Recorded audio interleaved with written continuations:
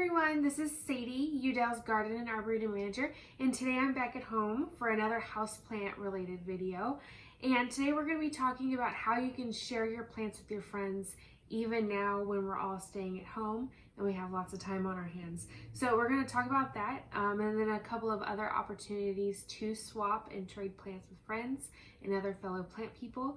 But first off, let's talk about different ways you can propagate and divide your houseplants to give to your friends.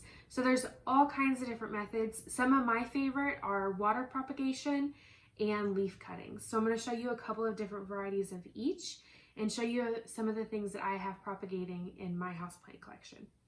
So to start off, we're going to talk a little bit about leaf cuttings because they're probably one of the most easy ways to propagate plants.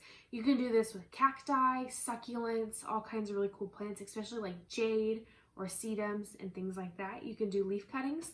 So I have this little sedum here. I'm not sure what it's called. I got it from Dell when I was an apprentice, and I just took a leaf off and grew this plant out of a leaf. And let's see. So this little leaf had fallen off of this main mother plant. And hopefully you'll be able to tell there's a little tiny baby plant on the end of that leaf. And you can see little tiny roots emerging off of that. So then once that little tiny baby plant gets big enough, the mother leaf, the main leaf will die, and that little baby plant will take over and start to grow and produce more baby leaves. So that's one way you can propagate plants. This plant in particular is extremely easy to do that with, but jade is another one. And you can also propagate these from stem cuttings as well. So stem cutting would be taking a cutting off of the plant that includes both leaves and a stem. So for example, I have this really long stem here, and if I didn't want that anymore, I could simply cut it off and stick that in a glass of water, or you could put it in soil, whichever. I like to use water because you can see the roots develop, and it would grow another plant that way, and that's called a stem cutting. So that's the first one that we'll talk about, is the leaf cutting, and now we'll go into stem since I just mentioned it. So stem cutting is a lot of fun. You can do it with a lot of different plants, especially house plants. So some of the things that I have today that we're going to do stem cuttings are, let's see, so I have Philodendron Brazil. And this is an extremely vigorous plant, and this is all new growth from this spring. And I have another branch here as well. So that's one that we're going to propagate. The next one I have is a Scindapsus, which is absolutely stunning. I absolutely love this plant. Again, very vigorous. So I have a lot of new growth that I've just chopped off of my main mother plant. The last one we have is an Epiprimum or a Pothos. And this is Cebu Blue. So I have a couple of little pieces here, and this one's not getting a whole lot of light, so it doesn't have as many leaves, but I'm hoping to turn this into more baby plants. So we'll start off with this Philodendron Brazil because it's a lot easier to see all of the parts that we're going to talk about. So after you cut it off your main mother plant, what you're going to do is you're going to find the nodes.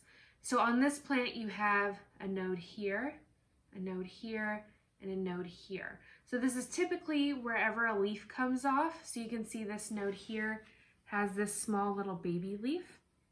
But a really good characteristic to look for if you're trying to propagate is these nodes actually have little rootlets coming off of the node. So hopefully you can see the little roots there. And that's a good sign that you can be able to propagate this plant. So what we're going to do, we're just going to take our pruners and we're going to cut right in between the nodes here. So you have roots here and roots on the other side, and we're just going to chop it in half.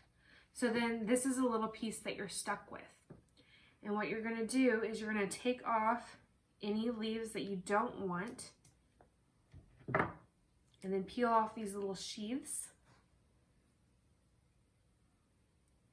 And then once your cutting looks something like this, so you have a new leaf here and new growth at the top, you're just going to take a little vial of water. You could use a mason jar, you could use a cup, whatever you want, and you'll just put it in your container. So then those little brace roots that we talked about, which are now submerged in the water, will start to produce fresh roots. And then once this container is filled with roots, you'll be able to pot it up and give it to your friends. And you could also give it to your friends just like this without water, and then they can get home and put it in their own glass as well. So that's that one. And we'll speed through the process of me cutting up some more stuff, and then we'll go on to the next method. And then the next one I'll do is this Scindapsus. And some of them don't always have roots. So on this Scindapsus, you can barely see at this node, it's swollen on that point. Hopefully you can see it. But that's where the little roots will start to emerge. You can see that little swollen node. So what we're gonna do is we're just gonna cut off, you might be able to rip off this leaf. I'll cut that one off. And then maybe this one too. You don't need that long of a cutting. So then that's what your Scindapsus will look like. And then you'll just put it in your vial of water, just like the Philodendron Brazil.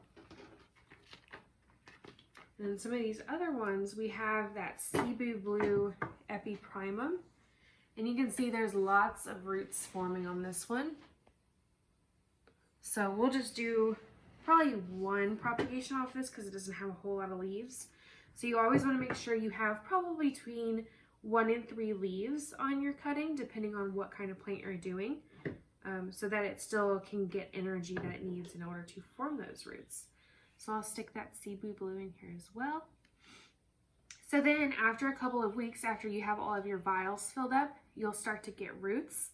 And I'll show you some that I already have. So in here I have a heartleaf philodendron, which doesn't have any leaves on it, so I'll see if it propagates.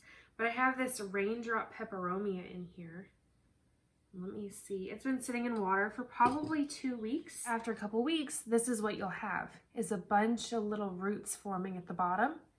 And for this particular one, I'll wait till it has a much larger root system, so then it's more likely to survive once I pot it into soil. Because the thing with water propagated roots is they're extremely sensitive compared to grown in a soilless media. So I want to make sure it has a really good root system before I force it into potting soil. So that's how you do stem cuttings. And another example, I wanted to show you, I have this terrarium that I built, and I want to show you something that happened. So in here, if you want to get closer, we have this emerald rippled peperomia. And what happened is there was tons of new growth in the center. So I don't know if you can see all those baby leaves down there. And what I did, it was getting too tall for the terrarium, so I simply cut off the top. And this plant here is a propagation that I did. So I wonder if I can pull it up. And it's been in here for maybe a week. So let me see if I can show you guys. So here's a perfect example on propagation. So I simply cut off the top of that peperomia, shoved it in the soil in my terrarium, and it's produced roots. So it's very, very happy and even has new growth on it. So that's something else you can do if you don't want to use vials of water. You could stick it in an enclosed terrarium, and this is just like a little fish bowl that I got from Hobby Lobby, or you could use a little baggie of soil in a Ziploc bag, or you could use a Ziploc Tupperware container. Whatever you think will keep a lot of humidity and a lot of moisture in a container is going to be great for propagation, because we need that in order to form a new root system. So I'll talk about 2 more things that we can do. The next one is you can do divisions. So if you have a plant that's gotten very full or dense, so very similar in the garden setting. So if you have hostas or daylilies or things like that, you can do divisions. So for houseplants, you can do divisions as well. So I have this Pilea peppermoides, which is a Chinese money plant. It's a very popular house plant. And what you can see down here in the bottom is I have all kinds of little babies starting to propagate. So there's a variety of methods you can do to take these babies off of this plant to make new ones. So once they get a little bit more established and larger, you could simply uproot all of these plants, remove some of the soil, and divide the plants. So making sure that you have roots on each little propagation. That's one way you can do it. Or you could simply go in here and cut off the little baby from the mother plant and stick it in a vial of water like we're doing with these, and it'll eventually start to produce roots, and you can propagate it that way as well. So at the very beginning, we started talking about leaf cuttings, and I want to show you one more that's probably the most fascinating, and this is with a sansevieria or a snake plant or a mother-in-law's tongue. So this is one that I recently got, and you can see it has 5 individual plants in the container, hopefully. So 1, 2, 3, it has 4 plants, and that was probably done through division. So if you got something like this and you wanted to have 4 small plants compared to 1 big one, you could go in here and divide it up and produce more plants that way. But with sansevierias, they're super cool because you can do leaf section cuttings. So what I'm going to do is I have a floral or a pruning knife, which is specifically made for pruning and grafting and things like that, is I'm going to find a leaf that I want to cut off, which is really hard because I hate cutting leaves off of plants. So we're going to take this back one off, and we're just going to slice it like this. So that's where I cut it off of the mother plant. And then what you can do, you can either stick this whole thing in a vial of water. So say we just wanted to stick it in this little jar, just like that with my little raindrop peperomia, and eventually it'll start to produce roots. Or another thing you can do is you can get a Tupperware container or a Ziploc bag, and we're going to cut this into a variety of different pieces. It's hard to do it with one hand. So we'll cut it just like that. And the most important thing to remember with sansevieria is you always want to make sure you know where the bottom and the top is. So this is the bottom where I originally cut it, and this is the top. So if you're taking a bunch of cuttings, what you can do is you can put a little notch in the top of the plant like that. So then you know when you plant it that this is the top portion. So we'll just set that aside, and we're going to cut one more section out of this leaf here. And it ripped a little bit. These are pretty tough. So just like that, cut a notch out so we know it's the top, and lay it to the side. So what we were able to do with that one leaf is we have 3 sections that we cut. What I'm gonna do is making sure that I have my tops pointing up, so where I have my notch, and then I'm just gonna push these down into the soil in here. So just like that, and I'll do that with all 3.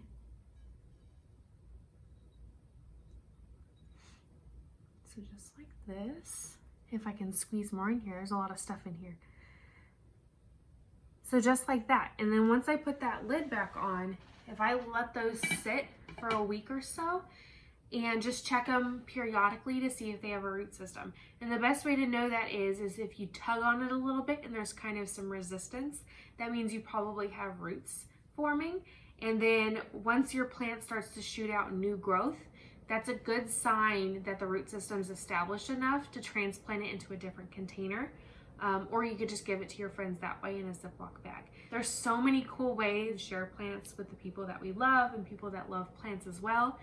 And I would encourage you guys to do a plant swap with your friends. You could do a curbside pickup plant swap or a doorstep plant swap, whatever you want to do. But if you get on Facebook, there is a group called Louisville Plant Swap, which is a local group that's been formed. And it's just a bunch of plant nerds. They love plants, they love houseplants especially. And when everything's normal, we do houseplant swaps, and we get together, have snacks, and just swap plants. So if you get on there now, they're actually doing virtual plant swaps. So what people are doing is they're posting pictures of plants that they do have available to swap or cuttings that they have, and people can personally message you if they want that plant, and then also responding with, these are things that I can trade.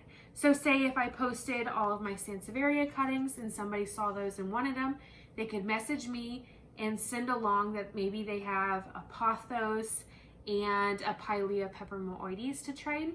So we can do that all virtually, and then we can schedule a time to set everything out on our doorstep and swap that way, which is a really fun way of doing it and still getting a lot of new plant babies into your collection. I hope you guys enjoyed this video. Thank you for all of your support during this time, and we can't wait to see you again. Bye.